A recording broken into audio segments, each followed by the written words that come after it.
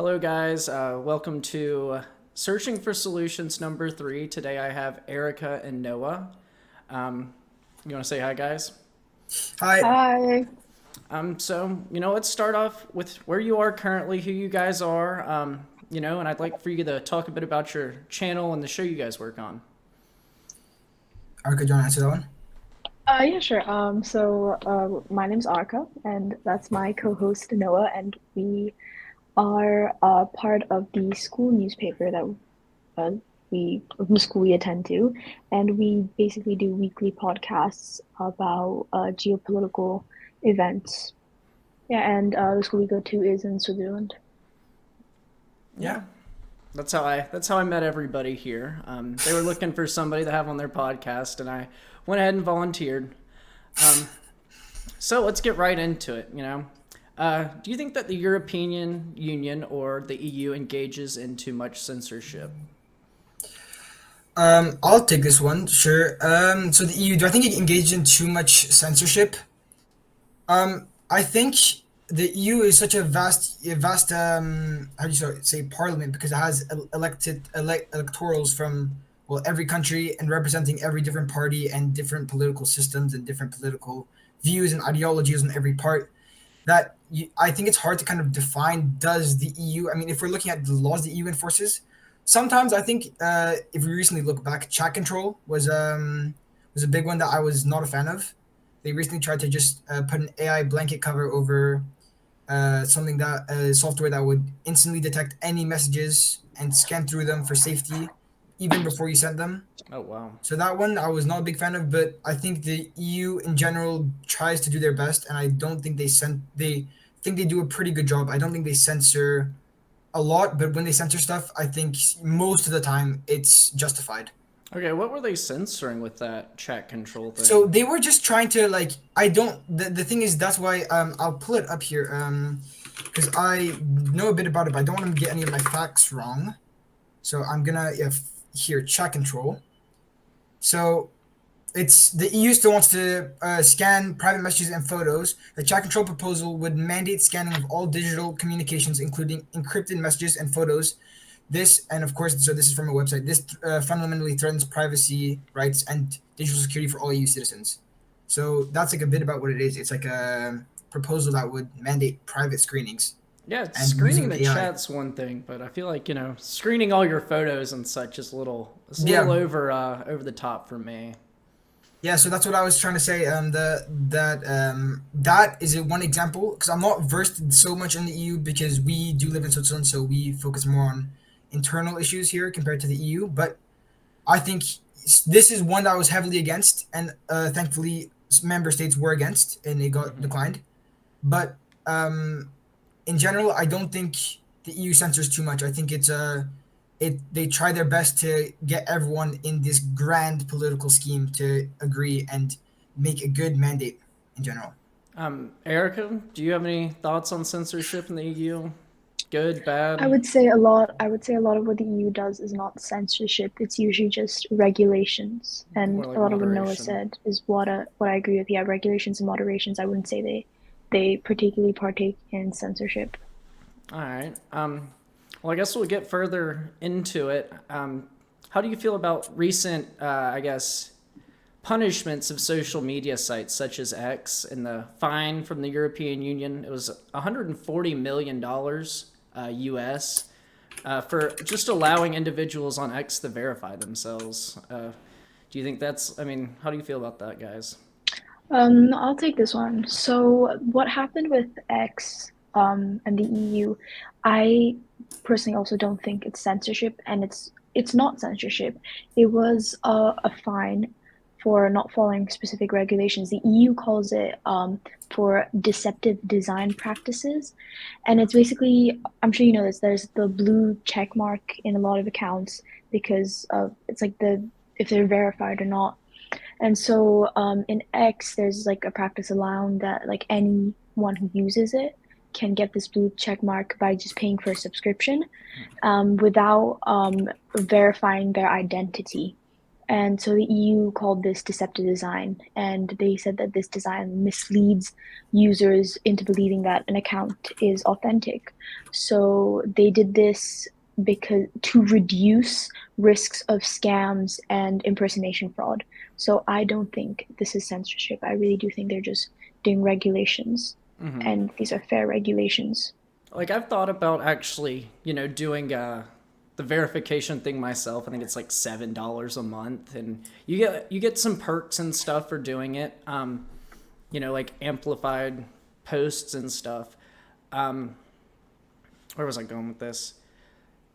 Do you guys? I mean, do you think it'd be fair for someone like me to be able to be verified? I know, like in general, the issue was with like accounts with no faces, with no names behind them. They're just kind of these. I mean, I guess like nebulous burner accounts in a way. Do you guys feel like someone like me should be able to be verified, or do you think it would be only like people who I guess or I mean, I guess I'm kind of a professional, but like experts and stuff. Well, I'd say that in your case, you're not trying to scam anyone, or you're not impersonating anyone, you're not committing fraud. You're not trying to do something um, bad with your account or your following. So if you want to get the verification, then you can go ahead and do it. It's your wish, as long as it's not out of ill will. Okay, so you're fine with like just like normal people with a name and a face being able to do it, but it's the like I guess more scammy type accounts that are Yeah, and that's mostly also the what the issue in EU. the EU. Yeah.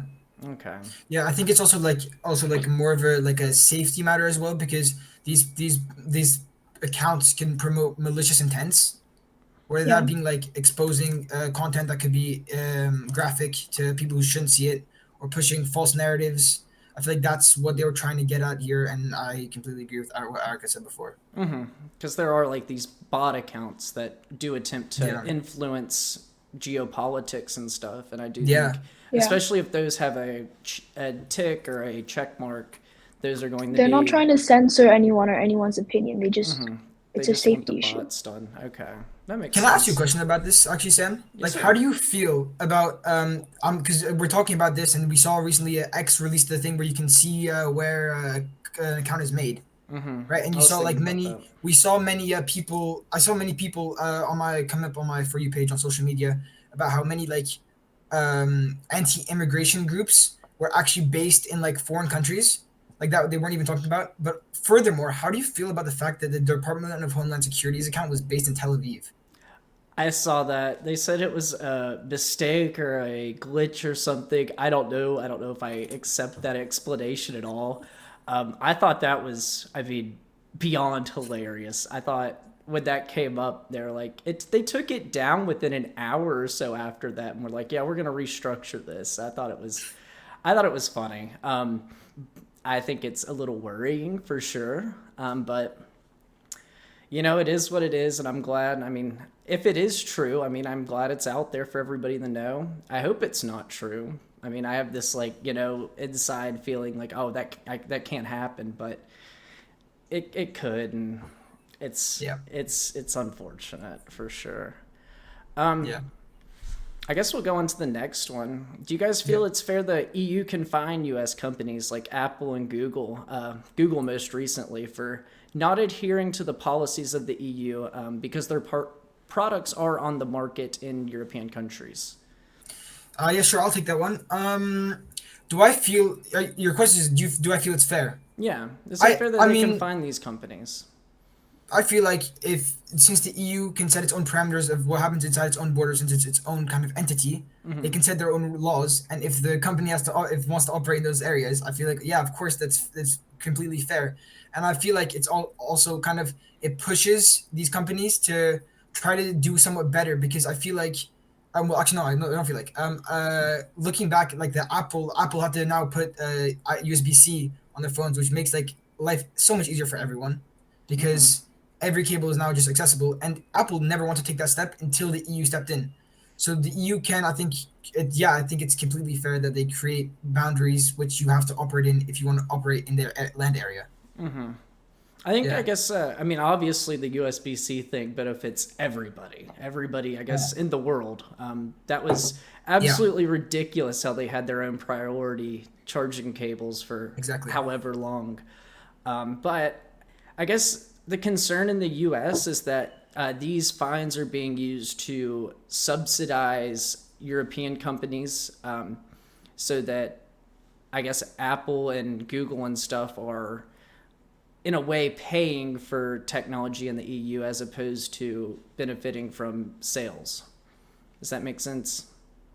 Yeah, I mean, I can see how that could be seen as a bit of a narrative, but I think that's just more so that the EU just wants to make sure that like these companies are adhering to their laws.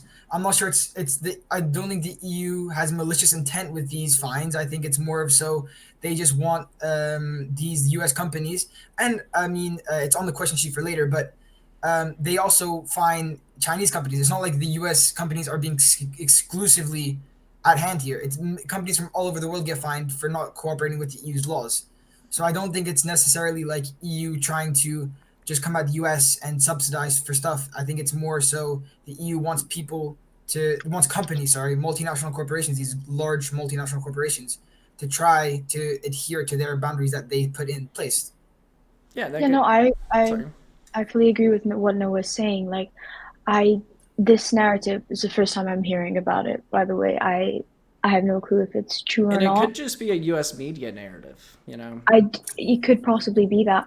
But yeah, I think if you want to be in the EU market, then you have to follow their rules and their regulations. So I think it's fair. Yeah, that's fair. Um, I guess we'll get into the Chinese part. Do you Yeah, feel sorry for that? ruining it Oh there. no, you're good. I mean, I think it's a good segue. Do you feel like the Chinese companies such as Huawei and ByteDance should be regulated to the same standard as U.S. companies in the EU? And if not, why? Well, I mean, I don't think there's any like specific discrimination or malicious intent against the US specifically. I All countries that are part of the EU market and that want to be a part of it and have companies that are in it have to follow by these rules and regulations, just like Noah just said. So I do think that that's reasonable. Like, I I mean, don't think there's Huawei's a anything bit wrong with different it. though because the Huawei was like had to cease operations in many countries. Was it the U.S. as well? I don't remember Oh yeah, exactly. we don't allow any Wow, yo, you know Chinese Huawei? communist party companies to work in the U.S. Yeah, but I mean that was because I believe, correct me if I'm wrong, there was found that there was like some sort of uploading to the Chinese networks from something. Was that it? Yeah, Because I that's our remember main that. issue is stuff like intellectual property. I talked about that on your guys' podcast. Yeah, Everybody go check that one out for sure. yeah. But I think that is like the one of the main worries is that some of this intellectual property data from people's phones were being uploaded into China from these devices just through like a backdoor style thing. And I mean, I think that was, I mean, the main reason why we had to, or I guess chose to ban Chinese Communist Party aligned companies from operating. Yeah. I guess we've kind of gone over this a little bit with the topics that you guys think should be censored. Obviously, you said, what was it? Just like malicious things of like graphic nature should be censored by the EU. Do you think of anything else that should be censored by the EU? Anything else? I mean, graphic content. I feel like I believe I might fact check this in a second after I finish speaking, but France just can put a law passed to control use, or the EU it might have been actually, to control the use of children on their phones, and especially like the like Arca, I'm correct about that, right? You know, Was it the EU? I don't, I can't remember who it was, but I know We'll check that in a Australia second. bans social media for people over Yeah, yeah, that was 16 the also other there day. was a European company that there was a European country I or was the just EU? I saw it. can't remember, so I'm gonna check that after, of course, because I don't want to get my facts wrong and Oh, start that's spreading fine. misinformation out here. Um, but no, I think it's I think the EU should maybe like maybe I feel like child safety online is getting worse. I mean, Absolutely. I there's many people that I It was know that Denmark. It was it was Denmark. Denmark. Thank you, thank Denmark. you. There's many countries or like many people or like many children, I guess, because we're still kids. I know that like have been exposed to content that they shouldn't have been exposed to too young, and it just messes with them so badly that it's just maybe you should try to put stricter measures on graphic content. But that would be the graphic content and misinformation, because misinformation I feel like is such a terrible thing, and those are the two things I think should be maybe censored a bit more. And I think the EU is trying to work towards those, but it's hard, as I said before, because of the way the EU works and how many people it represents and how many different viewpoints it represents. Because there are people that want absolute freedom of speech, but there are some people that say, hey, maybe this isn't the best for some people at certain times. And, I tend to err on the side of absolute freedom of speech, but I also understand that we do need to protect children. Like Yeah, there's a fine line there that you have to walk. yeah, yeah. Yeah, I but I mean, also think, hey, sorry, go, Arca. No, no, yeah, no. no, but I also think in a lot of these cases, it's not censorship, it's just regulations, it's just rules. Fair So enough. the EU doesn't necessarily, in my opinion, censor, it's more they're regulating and they're adding rules for the benefit of themselves. So it's more And along the line. the people who are part of these EU countries is for the benefit of the people. It's more along So the just like lines of Noah sorry. said, the sorry, it's just like Noah said, the social media rule for kids under 15, I think it is. It's for the benefit of the children and the people. It's not a censorship. Yeah, it's okay. So it's not an intent to limit information per se. It's more of an attempt to moderate what is able to be seen, particularly in youth audiences. Yeah, it's more of a moderary. I'm not sure that's a word, but moderation measure. Well, Moderation, I guess. George Bush it. Yeah, moderation. That is. That moderation measure to try to make sure that the EU citizens and the people who live there are safe and have like a good life, and that's their goal. So yeah, I think that's yeah. Um, Well, I'd agree with that. I do think that we do need to have protections for kids because obviously their brains aren't fully developed. You do make mistakes, that happens, and you can, and if we were able to, limit these mistakes through what they can go to see online. I mean, obviously you don't want kids seeing graphic things. You don't want them waking up in the morning checking Instagram and it's somebody being murdered. Like that's just not good for the development of your brain. Um, I think everybody could agree with that. It's a matter of if it's restricting information on a larger scale. I think is where I was worried, and I think Yeah. I'm pretty comfortable with y'all's answers that it's not a restriction of information or knowledge. It's more of just making sure that when people are developing, their brains are developing, they aren't flooded with things that could make them go a certain way, go a certain route. Yeah, yeah, for sure. Yeah, yeah. Yeah. And I mean, it's important to understand that like sometimes in the media it can you they can phrase some things to make it sound like the EU is worse than it is, or the EU is better than it is, or the EU is doing this and that. But you actually kind of have to look at the actual issue and see, oh, this is more of a moderation thing than more of a restriction thing. Because I feel like Hmm. the kind of the media, I feel like they can kind of cut a fine line about using restriction compared to moderation. And Especially with the use of the word censorship, and I do think censorship is a word with quite negative connotations, and in this case, once more, EU does not censor. all right, Yeah. then we'll move on to the next subject. This is more of, I guess, one of those graphic ones. There's a common joke in the U.S. about holiday markets or Christmas bazaars in Europe. People on vacation will take photos of bollards around this time of the year and they'll post them online and say, it's Christmas time or time for the holidays in Europe. Do you guys feel like this is a fair representation of Europe status? So just about the question a bit, like, do you think it's the question you're asking is, do you think it's a fair representation that like Christmas is celebrated here, or like No, no, what's no. the The oh, it's bollards, more the things oh that they put up on the yeah outside of these markets to make sure people don't drive through. Do ah you do you think that? I mean, I've personally never seen those. okay, Never ye- seen those here.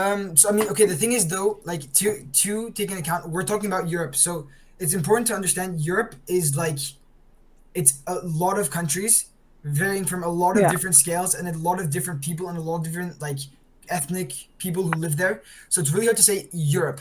So from what I've seen, so I've gone to Christmas markets in Germany, like in the southern part of Germany, Switzerland, and Scandinavia. So in these regions, I have never seen anything like that. It's for me, it's just like it's a Christmas market. You have booths, you have snow, you have Christmas trees, you have everything like that. For me, I've never heard of that. I've never seen it personally. I've never seen it online actually. So I'm not sure about you, Arika, where you have seen Christmas markets. I've never I've seen seen that. them. No, neither have I. I mean, I've mostly the Christmas markets I've been to it here in Switzerland. So Yeah, I've at least me personally have never seen them. I think most. I mean, I think you're right. It is a large continent. It's. I mean, I guess roughly the size of the U.S. in scale. You might want to fact check me on that because I might be Yeah, wrong. But I mean, I've seen mostly they come from France and Germany. I don't know what parts of Germany. But I mean, the next one question I have, it lists one of these. It was the Breitscheidplatz Christmas Market in 2016. yeah. That I don't know exactly where that is in Germany. I'll have a look real quick. Yeah, it's in Berlin. it's in Berlin. Okay. Okay. Yeah. Yeah, in Berlin, Germany. Yep. So I'll just jump into that question. How about that? So over the Yeah, past years, perfect. there's been acts of violence at holiday markets or Christmas bazaars, such as the Breitscheidplatz Christmas Market in Berlin, Germany, in 2016. In Europe, do you feel like these events are safe? So, like I said before, and of course these questions are coming as we're speaking. But so in Germany, where I've been to this like south. So like we're like talking more down in Munich, and like in my experience from where I live and where my family has lived and where I know people and all of this because we go to an international school, so we know people from all Yeah. around Europe. Um, we I would feel like I feel super safe in Europe. I've always felt super safe. There's Yeah. been like I can count on the fingers of my like one hand about the times I felt unsafe in Europe. That's good. In the countries that I've lived in, so I can't talk in general. And also I know I'm a male, so I'm not sure if Ark has any other things because I know my sisters do have like one story, but that's just that. And And I think it could so be really different between males and females as well. that's also what I'm trying to say here. Yeah. But This specific question, I wouldn't say like. I mean, just like I was saying, I don't yeah. have experience. Like, if you're saying asking specifically in holiday markets, in holiday events like Christmas bazaars, I have never felt unsafe to the one in the ones I've And always I would been go a to. step further. I've never generally felt unsafe, unless it's like I haven't had a direct encounter with anyone dangerous in my time in Europe. But I'm gonna actually. Is it okay if I flip a question on you, Sam? How like is it not like a bit? Okay, it's gonna sound a bit mean. I'm not trying to be mean, but like No, isn't you're it a bit good. like Let's hear it. kind of Let's hear it. okay? Isn't it a bit kind of not hypocritical, but like to say ask if we feel safe at markets, even though there's kind of like the gun laws in America and kids that are going to schools and there are a lot of school shootings. Like, how do you feel about that? Like, Well, to my, I guess like you guys, I've never felt unsafe at school. I've felt yeah, unsafe in cities. Actually, I have an experience that I was jumped by four people just leaving the bar one day in college. I was trying to oh, go home. Four people took my phone, my wallet, my credit card. But yeah, I have felt unsafe here. Gun violence. My thing is most people who are legal gun owners aren't a threat. It's the people who have acquired these illegally. These are often dirty guns, guns that have been resold on the black market to people who do commit crime. So I don't feel in general like if you put a gun on the table in front of me, okay, like it's not going to do anything.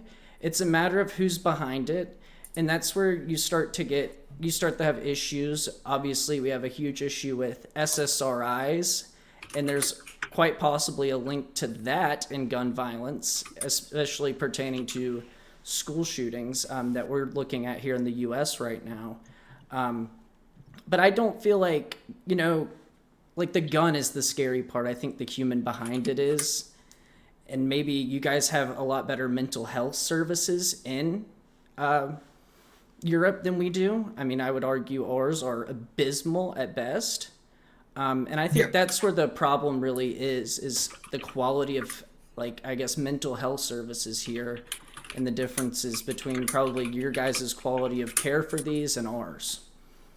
Yeah. Can I just ask a follow-up question on that? So so first of all, just going to say super sorry about the time you were I involved. lived. Yeah, that's great to hear. No one wants anyone to get hurt. Yeah, really sorry Just about sec that. just Sorry, second guys, you didn't do anything. just second of all, I would agree with you that it's more about the fact of like I feel like Switzerland's systems are quite effective for what they need to do. I mean, even like I don't know a lot about the systems in the U.S. I only lived there till I was 5, so I mean, I don't really know the schooling difference. I don't know a lot about that. I don't know a lot about what happens there. But would like I'm just gonna like kind of rephrase another question. Do you feel like when you see these teenagers going to do these school shootings, like there's one I believe, well, there's ones pretty frequently. How do you feel like do you think it's the system, like you said, failing the teenagers, or what do you think that is that's causing that violence to happen? And like, how would you like to see that solved? Um, I think like I said, I think it's a psychological problem. I think our mental health services here are severely lacking. At the same time in college, actually, I was diagnosed with depression, and I went from one medication to seven, I believe, in a year. Okay. I've recently got off of all that since moving to Florida, thanks to our medical marijuana program. But I think that those drugs, in effect, numb you, and they numb your emotions, and they get you to a point where you will act. I think that's the main problem. We're not focusing enough about solving the problems as we are about numbing them and putting them off to a later date. And I think that's what actually causes people to snap in the long run. So I don't think it's like a gun problems. I think it's more of like a being able to serve the people that are having these troubles, and how we would rather medicate than work through them. Okay, so if I'm hearing you correctly, you're proposing that so you feel like rather safe even if there's like guns in out, because you feel like that the people who carry them legally have gotten them the correct ways and they're not violent per se at all. So you're saying that it's more the system. So, and you just said, so I'm just gonna kind of like just go like just a tiny bit deeper, just so I want a bit more information. So you say it's the more that you guys would rather medicate than help. So besides medicating, what do you think you can do to help these people that actually need it? Like just except for medicine, is there like anything that you would recommend, or like how would you like to see the system changed except for that? Well, you can think of this however you want. We've shut down all of our insane asylums. There are some people that cannot be rehabilitated, but we also do not attempt to rehabilitate people either. We would rather, like I said, give them medication. Our therapy services are rather not good. I mean, I can't think of a better word. They're just not good therapy services. I don't know if it's the techniques that are taught and used, or if it's, I mean, just a problem of the medication in combination with these, that we don't get the results we need.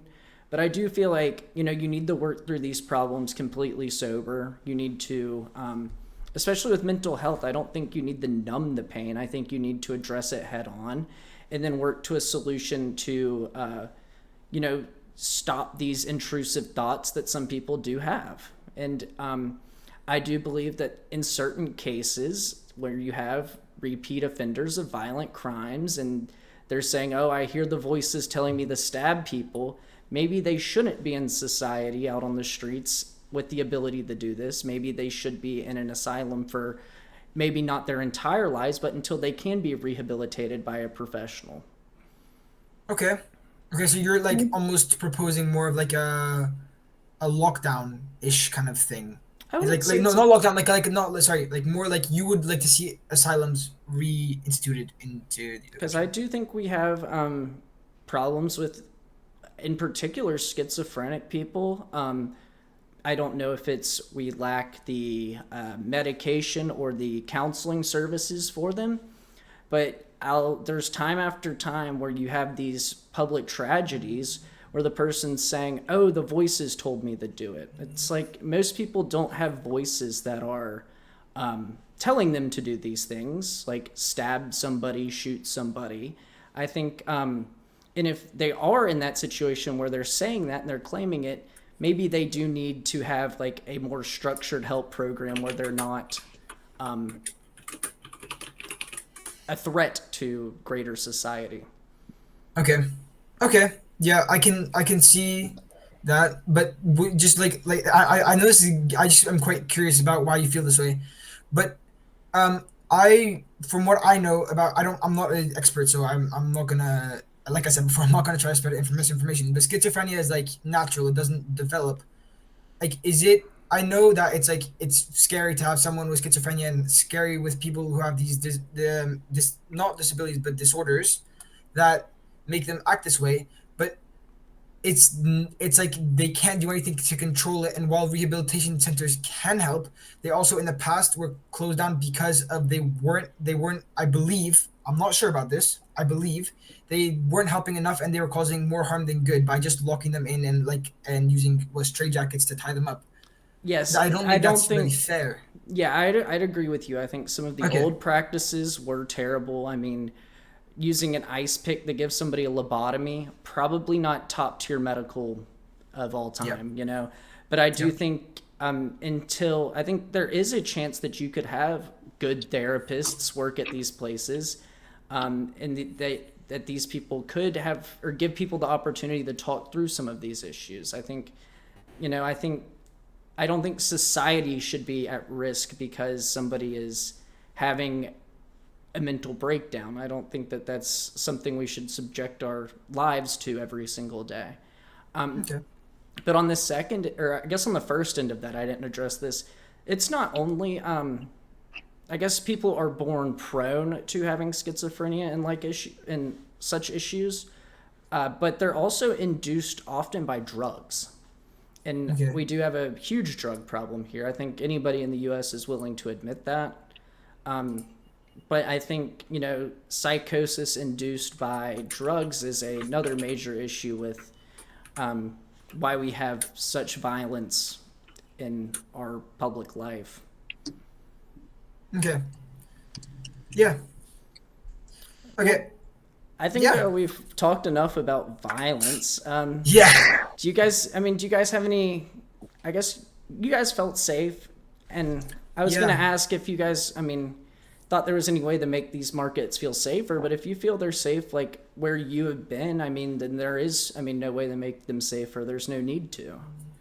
Yeah. Yeah. I mean, I haven't experienced any problems. I'm not sure Arca has either. No, neither have I. Christmas markets, no, absolutely not. And even in general, I mean, of course, we're in a country where it's like, of course, if you're out at like 12 p.m., of course, there's gonna be a couple Yeah. sketchy guys smoking weed on the street.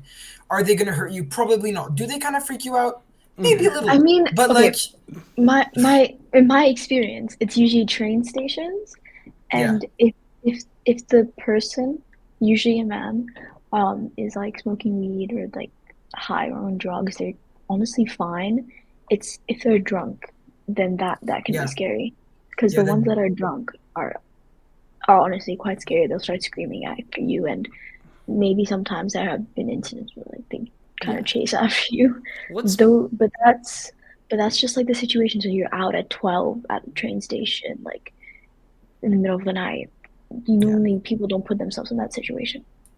But at the same time, I don't think it's like an everyday occurrence that you have No, it's drunk not an people everyday though. It's occurrence. like that's the thing. Is like also it's like usually I even go out quite alone quite often because I go to trainings out in the big cities near us. So like I will take the train and I'll be like waiting at the train station for like 20 minutes by myself at late at night. And like there's like been one time I was like, oh, that guy's a bit sketchy. I'm gonna take 2 steps to my right. Like, but I mean I feel like everyone can relate to that. So I don't that think Yeah. it's is more of public a transit. I'd say it's public transit is way worse in America. I'm sure you guys have seen the news of what comes out of our train stations, and Yeah. It's horrifying. I mean, I Yeah. don't take public transit. I use my car because one, I'm blessed enough to have it, but two, it's not safe.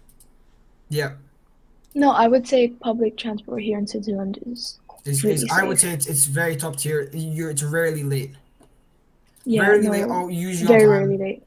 And I would just like to go back on something like if we're talking about feeling safe, there's like only like been another time in another country when I was visiting that I felt a tiny bit safer, which is I was in the Middle Safer East. or unsafe? Safer, Oh, okay. which would be Qatar. But the problem about that is when you're in these countries, you're also I'm like a white male and it's Sharia law in Qatar. So I'm not sure if that has anything to do with it. And I'm also a white male, and so it's like kind of like it's a bit like riskier to do anything, and that's why sometimes I feel like okay, maybe it was safer there, but also would I like to live under Sharia law? I'm not fully sure I would. No, So no. so that's We yeah. can't let the American media hear this. We mentioned Qatar in a positive light for like 3 seconds. We might get banned, guys. Yeah. Actually, I want to ask a little bit more. You said the trains are always on time and stuff. How about like buses and like just in general, Wait. public Um. transit there? How do you feel like it's so effective compared to the US's? So I'm no expert in trains. I keep on saying Neither am this I. because I feel like No, I mean, it's we're important for just people to fucking fun. understand that like this is our opinions. So I feel like it's important for people to understand that like we might get stuff wrong. So like Yeah, yeah, absolutely. This is but just based off our experience. based off our experiences. But You're why is the it so effective expert in your here? own life. Why is it so effective here? I feel like because like there was I don't know necessarily, but I think it's more of the infrastructure behind it. There's like and maybe it's because also Switzerland wasn't necessarily that rich until after World War II. So it wasn't like we had a lot of cars pre World War II. So we were relying more on trains. Maybe that brought us into the 20th, 21st century being more reliant on trains, probably because we had the infrastructure from previous years. And whereas America kind of industrialized pretty fast, they still did use trains. But for us, I don't know. The system is probably more efficient. I actually probably would say the benefits for the workers is probably better than what you get in the US. And since our minimum wage is significantly higher, so actually, but an important thing to know about Switzerland is we technically don't have a minimum wage. So we only have six out of like states, I guess you call it. We call them cantons. Yeah, we Have call them cantons. a minimum wage, and that's 20 francs an hour.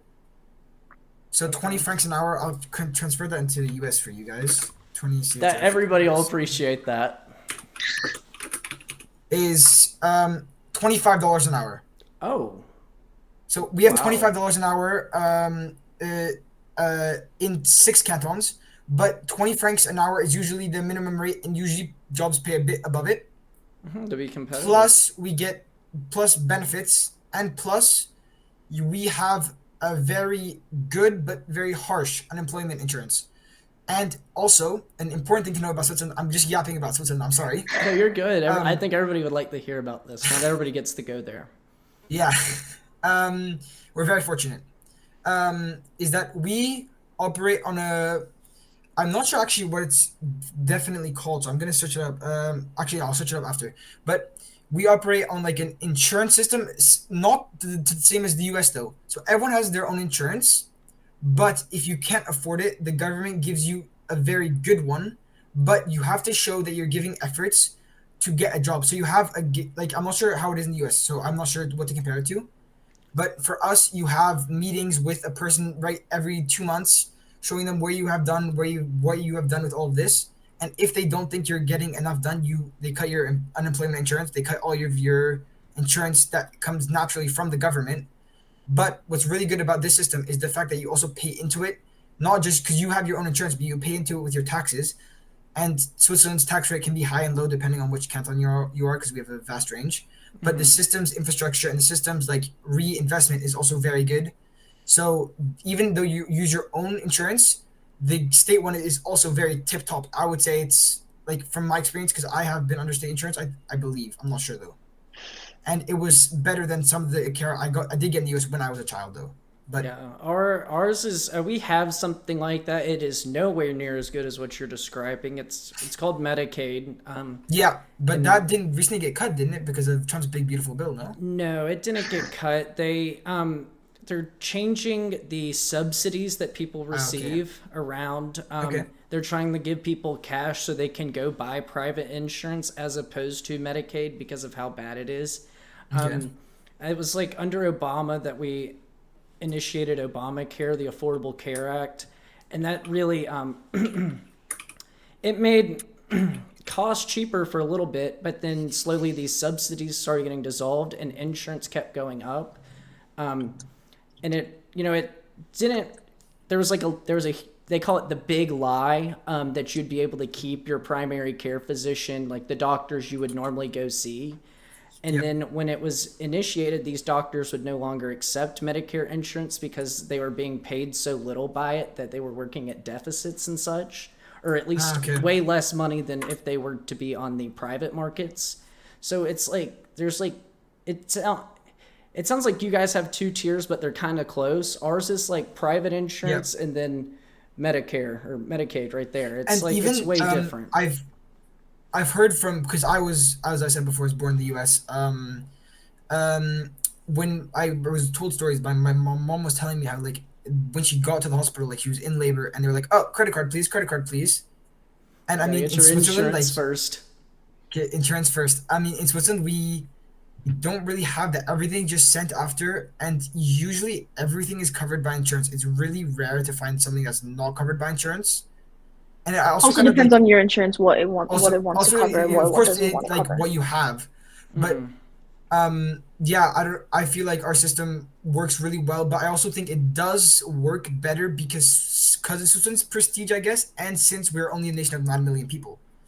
So Yeah. that the thing is, I'm not sure it works on a larger scale. So that is also, I'm not sure how compared to the US system it does work. And I mean, something I think the U.S. should pick up on from what you were describing is that to receive the state insurance, you do have to show you're making efforts. That's Yeah, something we don't have here. You can just sign up, make no effort whatsoever, and still cash out on it every single year. And yeah, I think that's Yeah. something that, I mean, having a reason to try and contribute is obviously better than just giving handout after handout with, no expectation that this person actually does want to make their life any better. yeah. Yeah. I mean, so Noah just gave you the facts about why he thinks public transport is so efficient. I mean, you did also ask about like the timings and all that. Yeah. I'm just gonna say from personal experience, the most it's ever been late is like 2 to 3 minutes late, like the buses, and that's also No, only okay, no, like no, no, no, okay, okay, okay. We're dragging it slightly. There are times, remember, there have been times, but that's like during like when the buses have been like no, really full and okay, a lot of okay, okay, traffic. actually, okay. I'm gonna like just reflect on a second. It was actually bad. Last Friday, there was an incident. So we do have a problem with people jumping in front of trains. It's really tragic. In And front? in Well, front I of can't trains. act like I'm surprised we have the Bright Line here. It's our own. Yeah. I'll give a brief little thing. It's the only high-speed rail in our nation. It also has the highest casualty count of any train. I'd argue probably in the world. I mean, it's been open 5 years, and I think we're near 200 people passing away due to it. Yeah. But it is. I mean, it's the only train that's on time now. If you try and take public trains, Amtrak, I mean, expect it to be late. If you're taking a bus, expect it to be late. I mean, if you're taking like public transportation is always late here. It's always dirty. But like Brightline, I mean, it's a little more expensive, actually much more expensive, but it's going to be on time. It's going to be clean. It's going to be fast. So, I mean, I guess my thing is we do have some of these options. They're just private companies and they do a better job than, I guess, our nation in managing them. Yeah. And so going back to what I was saying before, our trains are like, I would say 99% of the time are on time. But But I also mean, depends on where you live. depends on where you live. So, but we Yeah. live next to a big city and it's rarely. Yeah, but in Geneva, the trains are much more efficient than Yeah. So, around where so we even live. for us, we're like 9 minute train ride away from the big city near us. And Mhm. we rarely find that there's a time delay. but for them it's like always super on time. But what I was Yeah, saying it's before like is, go on. trams work like every 15 minutes. There's And a line buses. going across the city, and there's so Yeah, the central ones there's one every 2 minutes or 5 minutes, and ones going across yeah, there's one every 15 half hour. Yeah, ours are like once yeah, every hour. This is why we can't use them. And then also we have really good coverage online. But back to what I was saying before, sorry, Oh, we're is yeah, that good. we had a problem with some personal, they called it a personal issue, but everyone, when you see personal issue on the train app, you know what happened. And Mm-hmm. so trains were delayed for 4 hours. So that's the worst case I can think about recently. But also going back to what I was saying before, the why they're so efficient, it's also because we have really good like online coverage. So you have an update, and yeah. I'm gonna talk about like in Canada. I was visiting family in Canada, and we tried to take a bus into the city, into Montreal, and it was impossible. On the way back, we didn't know it was canceled until a guy from the company came 30 minutes after the bus was supposed to leave and told us it was canceled. I've actually Yeah, Um, heard of we nightmare stories like that in Canada. I think the most recent one might have been like the World Series. They left it a whole bunch oh of yeah, people there afterwards that were supposed to yeah, be able to get on. I can't remember if it was a bus or a train, but they said, "Oh, the last one left an hour ago. You guys are just walking," and it's like, yeah, "Oh, yeah. And I mean, yeah, I'd say it's go sorry. go. I'd say it's just very well organized. Like he said, the online coverage, like you have an app and basically just gives you all the timings and everything. If something's been canceled, you get to know it's canceled. If the platform has changed, you get to know the platform has changed, which is very like well informed about these things, well organized. But also not to say it is expensive. So the thing is, Yeah, yeah, we benefit from it a lot since we're kids. So we yeah. have We have like a we have half fare. a half fare card, so all of our prices are cut in half. But the thing is, it's more, even though it's so expensive, it's more economical to use a train, and it's more efficient almost to use a train compared to a car. Like Yeah, for me at least, I travel a lot across Switzerland playing sports.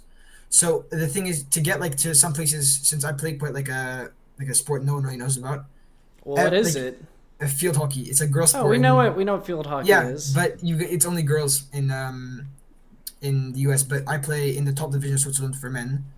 Um, but then we have to travel across the country. So we have to go, for example, to this place called Lugano, which is on the Italian border, and we're on the French border. So it's a 6 hour train ride, and that will cost you 70 francs return. So 70 francs is about, I think it's like around 80, $90.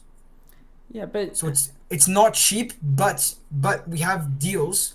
So if you buy your ticket for the exact train you want, like even a week in advance, you get 50% off. And if you're in a group of four with people under the age of 25, it's you can get one you can pass for split evening, it four ways and it's like between 20 like the each. group of four. yeah, this is a much better deal than we get. I looked into a train ride from where I live to Atlanta. It's about a 7 hour car ride. The train was, I believe, around $200, and it took 24 hours. What? For us, I mean, that's the longest experience I've been on is 7 hours train ride, and I mean that was. But the thing is, the Swiss trains are also like really comfortable, so it's like you don't even really notice it that much. Ours aren't And Yeah, sometimes comfortable. it's Amtrak it, stinks. yeah, yeah, yeah. They're well. The trains are very well maintained. That's yeah, that's what we get when you do private. Like Brightline is a private train, a private contractor, and they are yeah, well maintained. But when you go to like public train services, they're dirty, they smell, and I mean the seats are all ripped and stuff like that. And it's just like this isn't a good experience. My car will get me there faster generally, like in the last instance. And yeah. it's just, I mean, my car doesn't have ripped seats in it, and missing bolts and stuff, like, so I appreciate that. I guess we'll move on from this. We kind of got Yeah. in a little train tangent, but all right, so Noah's back. I was going to ask you guys, how do you feel about Poland's exemption from the migration pact, and is this something that you feel other EU members will seek to do in the future? So I think it's a bit important to understand a bit about this. So Poland is exempt temporarily Okay. from it Yeah, because they claimed it's taken a large number. No, it does. It's not claimed. It has taken a very large number of Ukrainian refugees. Also, Poland. I mean, I'm not sure if everyone knows but just a bit about Poland. It's a very Christian, very like conservative country.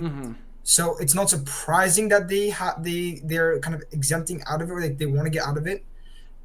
Their prime minister, he'll often be ranting a bit about it, how he's very happy that there's no he has like zero immigration from outside of Europe. But that's just a bit about Poland. So it's And they take they're not the only one. They're not the they're only not the one. only one. Yeah, as Yeah, well. That's what I was about Austria, to say. Go. Croatia, Czech Republic, and Estonia have also done the same thing. It's because they've also taken on a lot of Ukrainian refugees. But I think are you focusing a bit about Poland because they're like also like a bit more like mainstream compared to the other countries? I was just focusing. I mean, because I just had heard about them. They'd made Oh, a okay. big fuss about it that they weren't Yeah. going to take any more refugees, and I'd also seen like videos on the border of them physically stopping refugees, whether that Yeah. be with assault or with guns.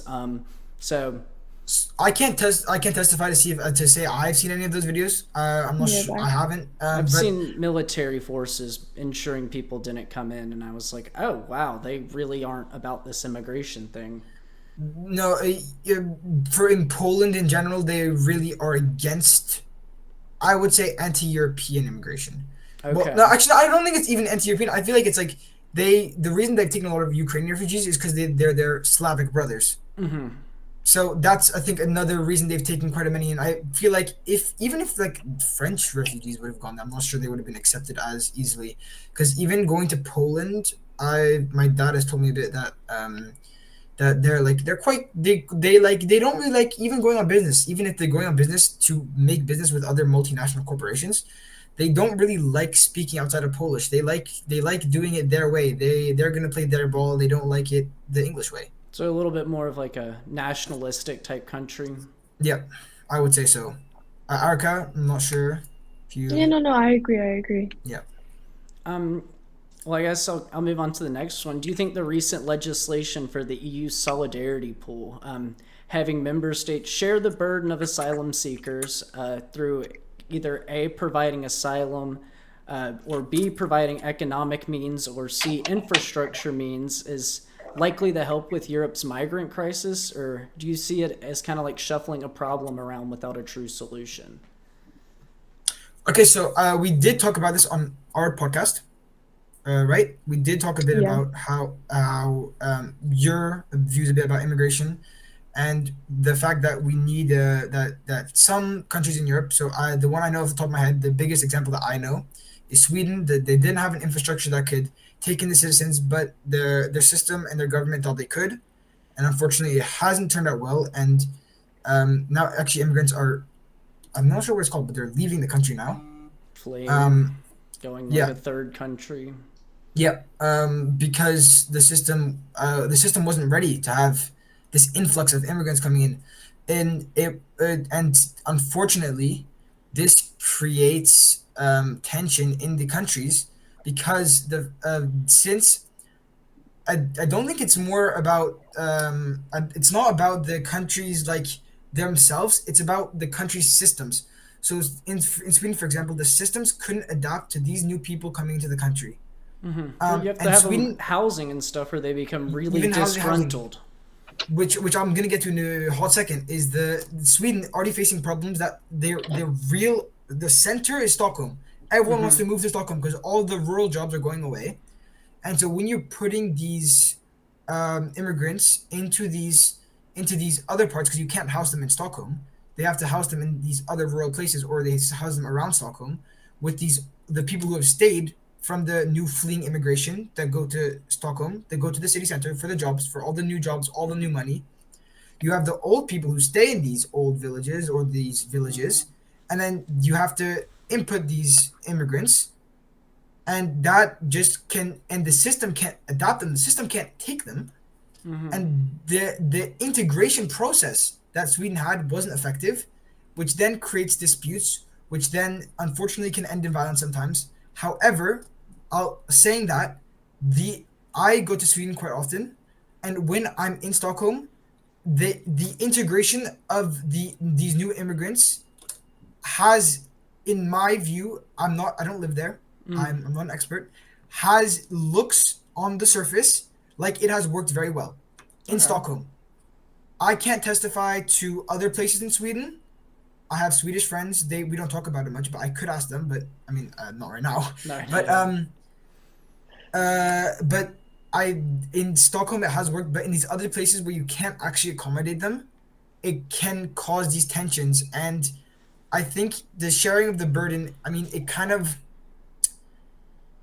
the sharing of the burden. It has to. You have to share that you have to take part. You should take part in this if you can. If you can't, it's really hard to take part in something that you can't accommodate.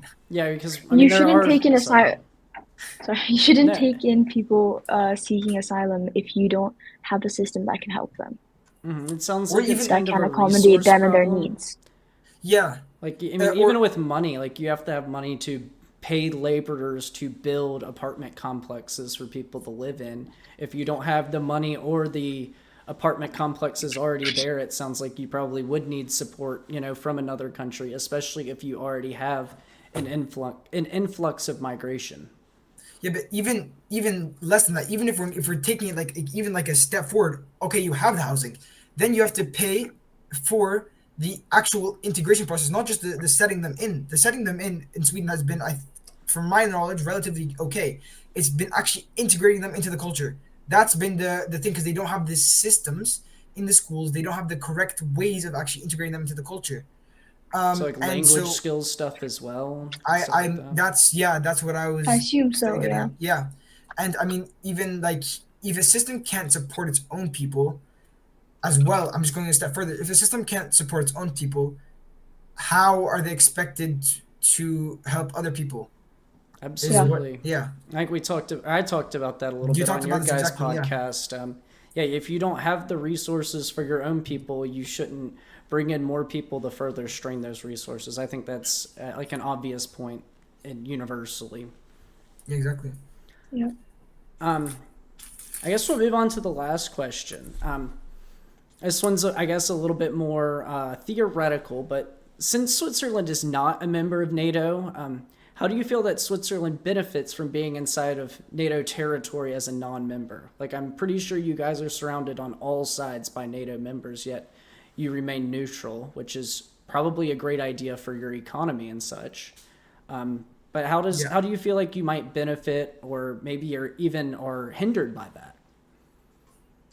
How we Okay, so first of all, how do we benefit from it? I would say it's so the thing to understand about NATO is that it's a to the defense, like defense contract. I mean, I feel like, how do we benefit from it? I feel like we don't necessarily benefit from it that much necessarily. I feel like we more benefit from being neutral and a hub for the UN, because the UN and the League of Nations, so the original founder of the UN, was set in Geneva.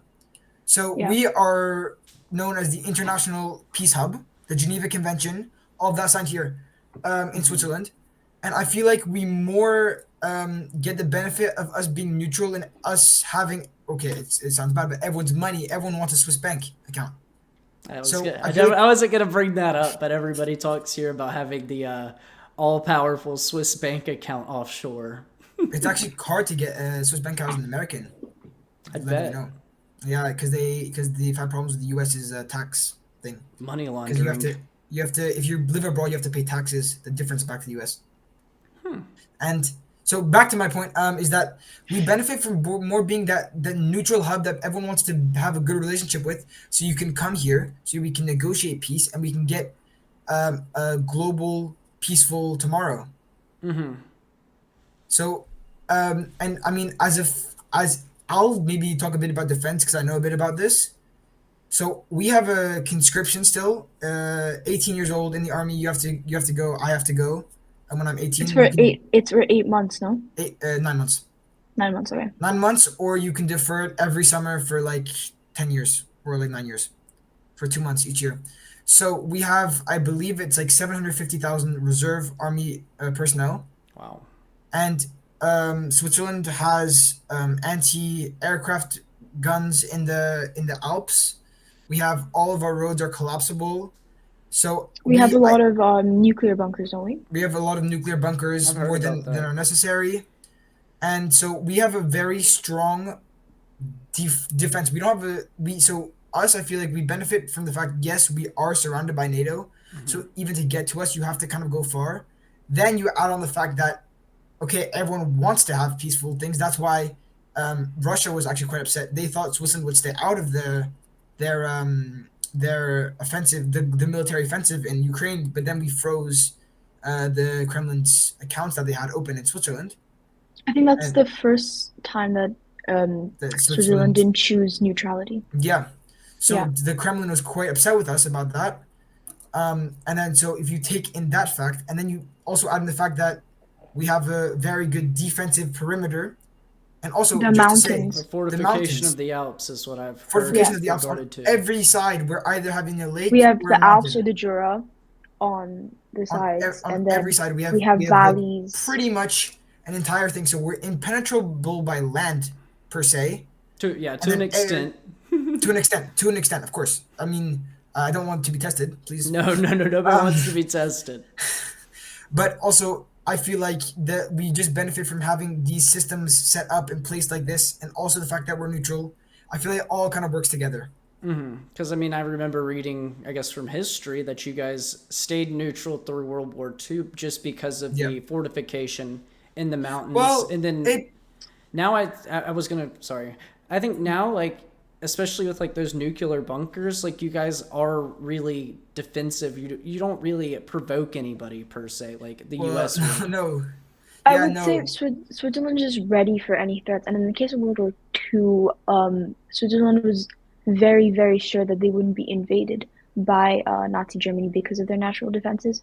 But in case they would be, I'm sure you've heard of Toblerone. Toblerone, the I chocolate bar. yes, yeah. Yeah. Yeah, Toblerone, the chocolate bar.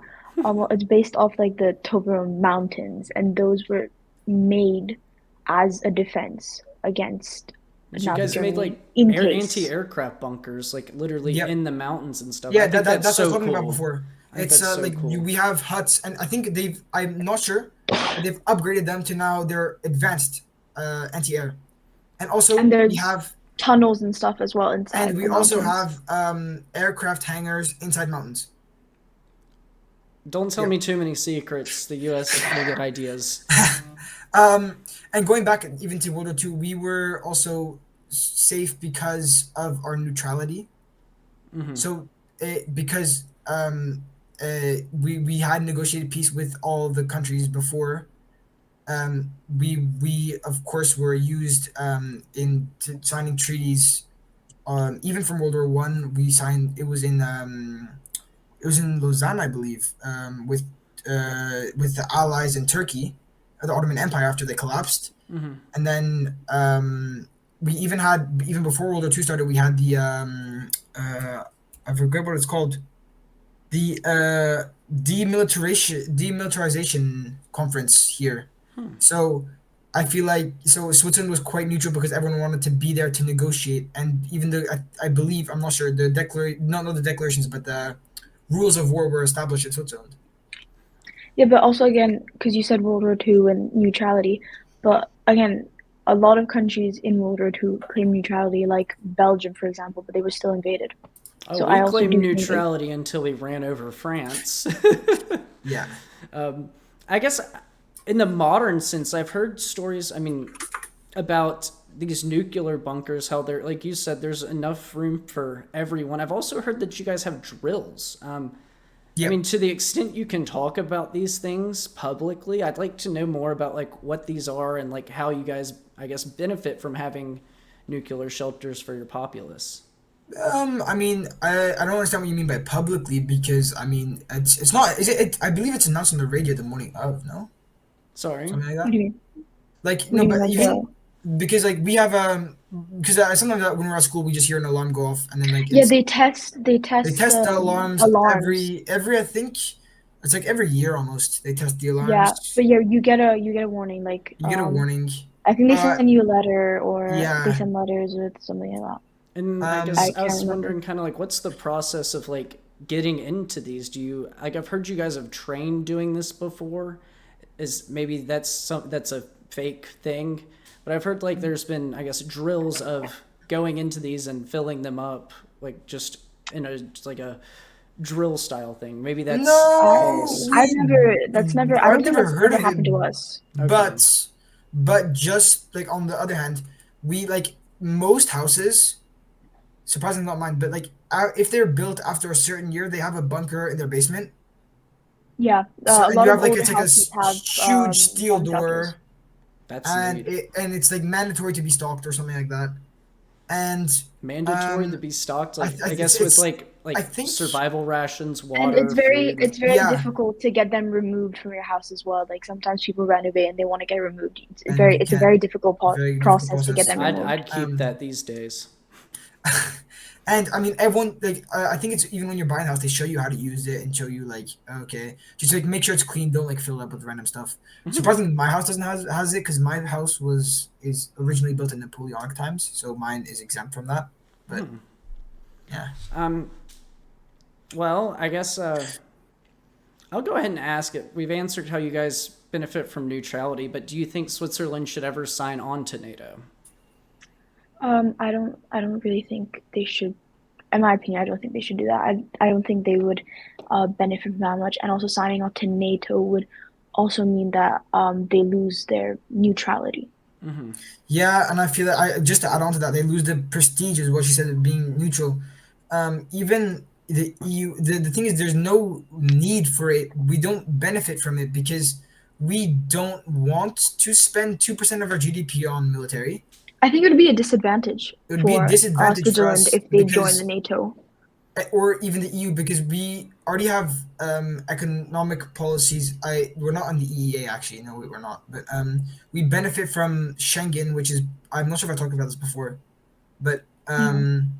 basically we're allowed like free travel between countries without ID checks, pretty much Okay. all throughout Europe.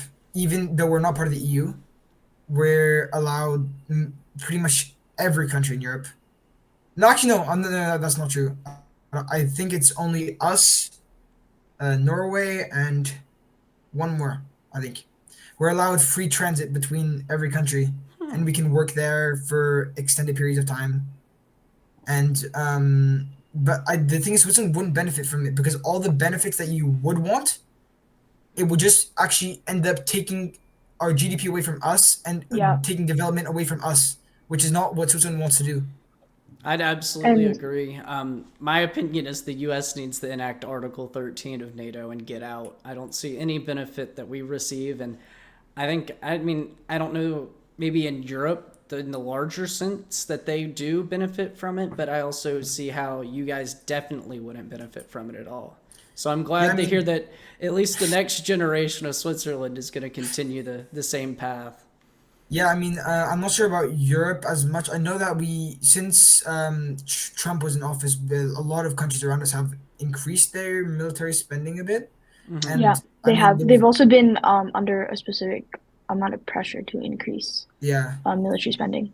and I mean, we saw the massive stock boom of Rheinmetall and all these European defense contractors compared to the U.S. ones, and I mean, uh,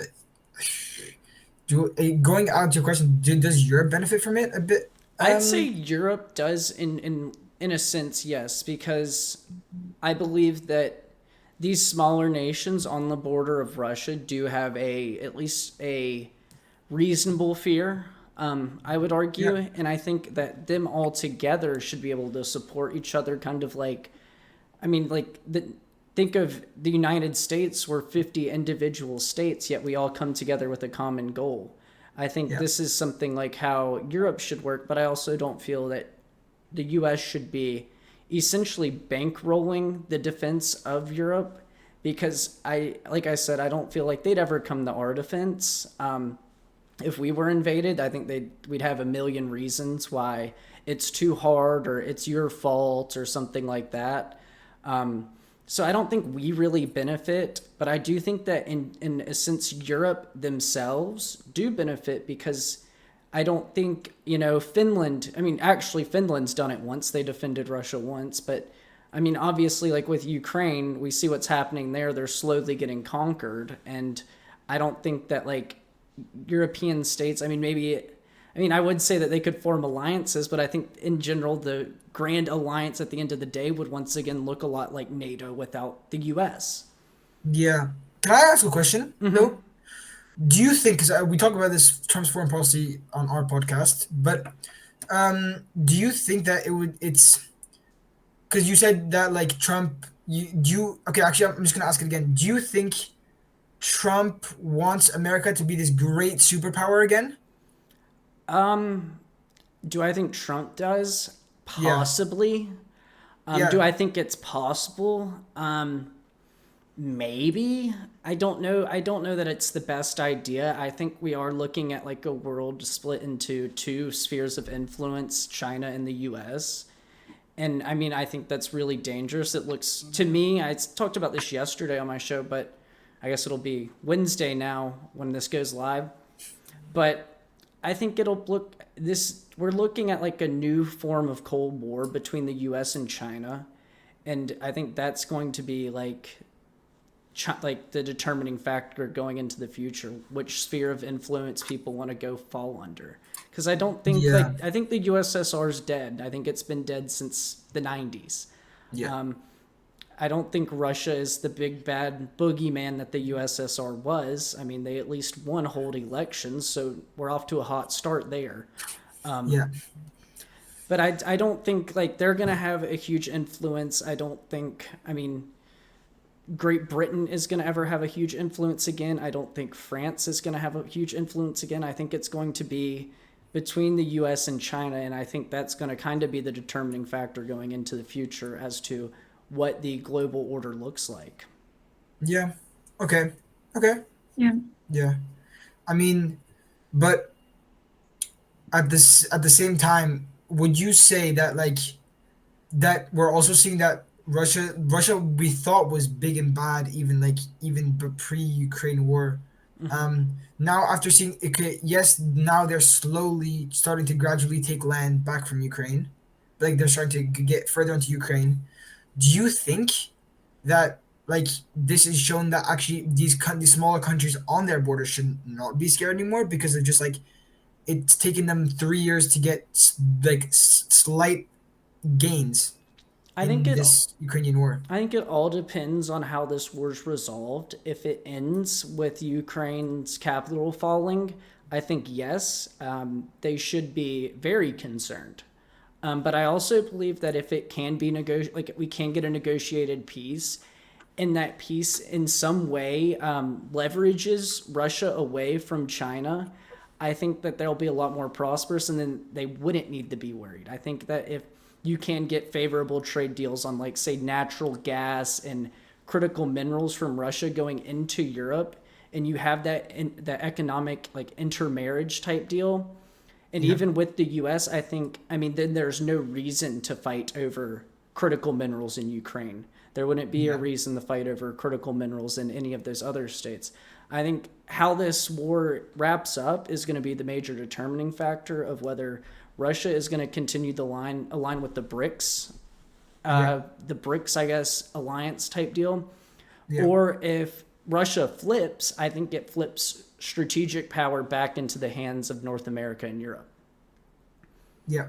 So I think Okay. that's got to be the main goal with that whole thing is getting Russia somehow out of the arms of China, because that's a lot of nuclear weapons in total. And I feel like if we can have a productive relationship with Russia, then we do actually have the majority of the most powerful weapon humankind has ever made.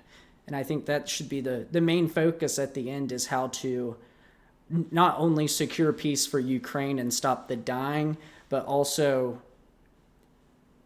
essentially removing Russia from China's arms with all those critical materials and resources such as energy and minerals. Yeah. Okay. I can definitely see that perspective. Yeah. Yeah, same. Well, that's really all the questions I have for you. Thanks for asking me a few. I think this was really fun, guys. Yeah. I want to give you one more chance. Go ahead and shout out your guys' channel again. Tell everybody where to find you, when to tune in and stuff. Yeah. So we our channel is called at so it's just like the update 5524 because we didn't get the name first, unfortunately. Um, but we post our videos usually come out every Friday, so we did have to catch up because our editor quit, unfortunately. Oh, But Yeah. we've caught up now, and so they should be releasing every Friday. We are on going on break now for 3 weeks because our school's off, and then we come Yeah. back in January. Is that January the second week of yeah? January, so Second January week of 5th January onwards. onwards. You can find us. We talk about Geopolitical geopolitics, events. stuff that's happening in the world. We kind of try to make it more news, less personal ideas, but sometimes we put our personal ideas in. I've put my personal Yeah, ideas in once or twice. same.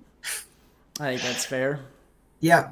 I mean, thank you so much, Sam, for letting us come on your Yeah, podcast. This was fun. thank I you. mean, we would love to do it again if you want I mean, to I'm in more a than later willing date. to come on your guys' show anytime. If you want to come on mine, you're more than Yeah. welcome. I think we do have really productive conversations, and I think Yeah. we actually, as the title is, search for solutions as opposed Yeah. to just nitpicking about the things that are going wrong. Yeah, and I mean, it's really nice to get these like two global perspectives because I mean, even today we've seen that the U.S. media sometimes has put stuff, and we completely find it differently here in Europe. Yeah, absolutely. I mean, you heard our responses. Yeah, Well, and I mean, this is amazing. Yeah, I'd agree. Well, once again, Aarika, Noah, thank you guys. thank you. Thank you.